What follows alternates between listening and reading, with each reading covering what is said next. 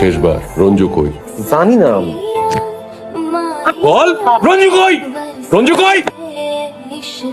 ভাই রঞ্জু ভাই কত 15 বছর ধরে কই আছে আমরা কেউ কিছু জানি না। তাই লেডি গিয়াস কইতে পারবো। কই বাবু তারে ফোন কর স্পিকারে। কথা বলছিস না কেন বে?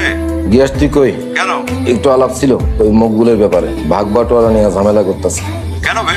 আচ্ছা চলে Eden city hotel room number 1219। এখন বিরক্ত করিস আমার, চল ফোন।